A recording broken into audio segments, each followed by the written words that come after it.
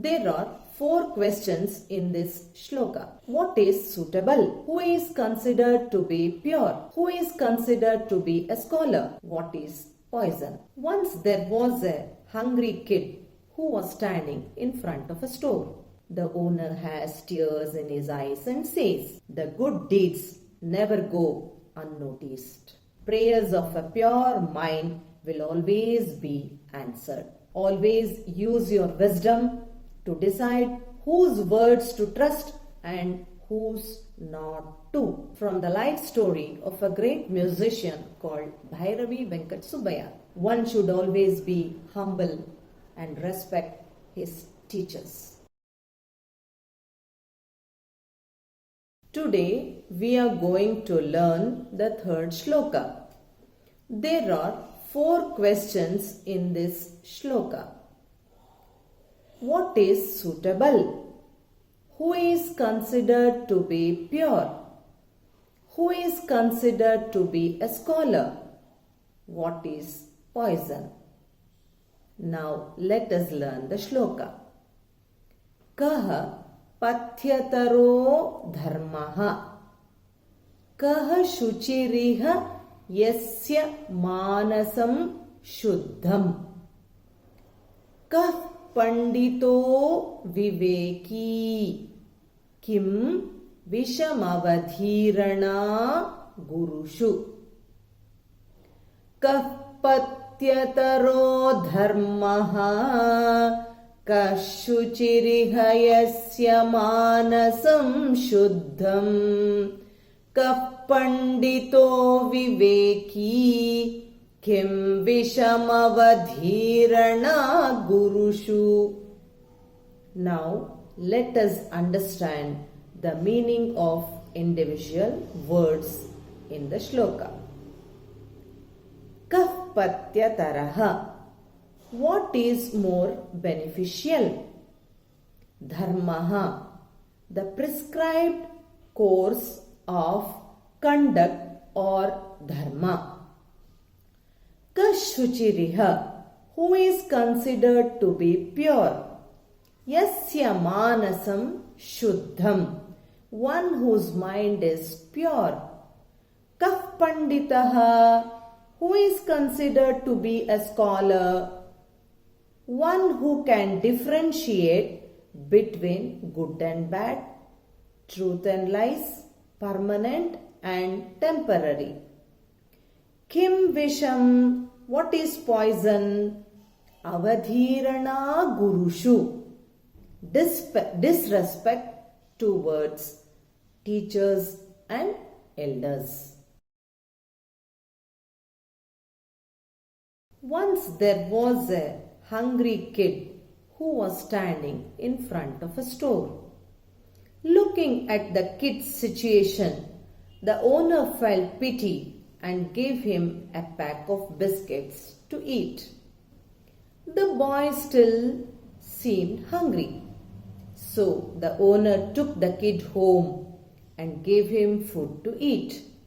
The kid was happy and narrated his story that he lost his parents in a tragic accident. The owner felt pity for the kid and said, "I will take care of you and you can also help me in the store." The kid was happy and started working in the store.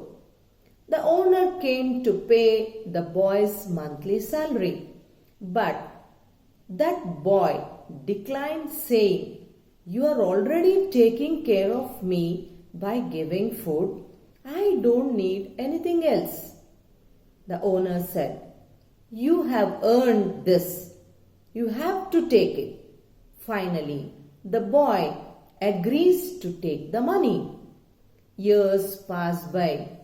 The store starts to run in losses, and the time comes when the owner has to close the store. At that time, the owner tells the boy, "I no longer can pay you and run the store. I am sorry.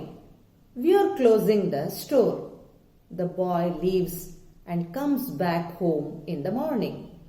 He hands over the keys and says, "Sir, I have saved the money that you paid every month and bought the opposite store. The business is doing really well and there are 7 more stores. Here are the keys. You own this," and hands over the keys.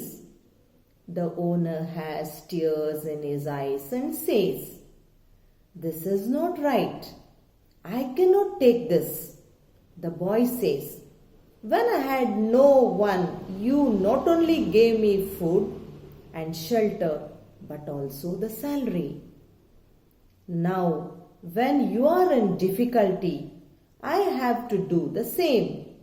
The owner agrees on a condition that both becomes equal shareholders in the new store.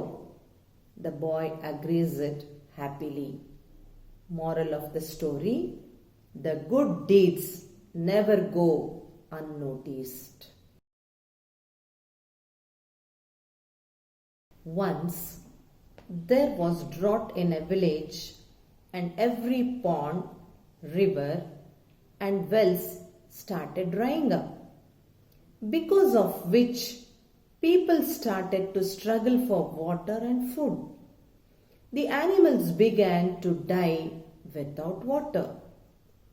The whole village was in deep trouble and sorrow, looking to find water. The elders in the village decided that only God can help them and decided to bring a saint to village to perform rituals. The saint said he will pray for 11 days. On the 11th day it will rain. Accordingly, the saint kept on meditating and performing various rituals. On the 11th day, the whole village had gathered near the saint for the final ritual. The saint noticed a boy who was carrying a big umbrella.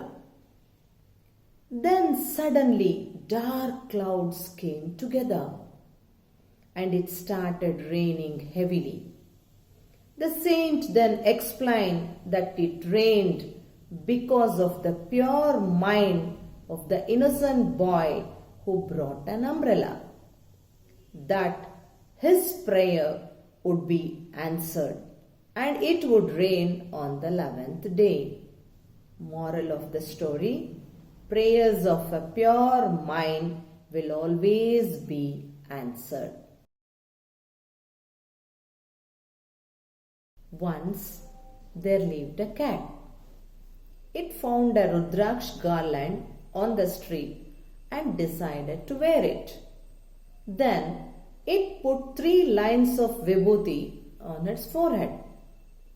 It then went to a group of mice and explained it has committed a lot of sin by eating mice and started chanting Om Namah Shivaya, Om Namah Shivaya.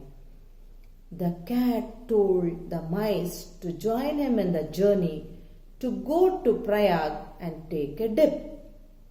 Without even thinking, the mice agreed at once and started following the cat. The moment they reached Prayag, the cat ate all the mice and filled his stomach. Moral of the story: always use your wisdom to decide whose words to trust and whose not to. This is a situation from the life story of a great musician called Bhairavi Venkat Subbaya.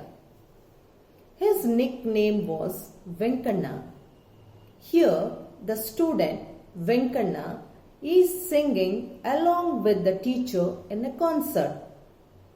After the teacher completes singing a song, Venkanna interrupts and asks if he can sing the same song in a different style. The teacher challenges Venkana in front of the audience, saying, "This cannot be sung in any other way. If he sings, I will give up all my awards." Venkana, being smart, sings it in a different style and wins the challenge. The teacher is insulted by this act of Venkana and walks away from the hall. Because of this act, Venkana faces various hardships to find peace and good teacher. Moral of the story: one should always be humble and respect his teachers.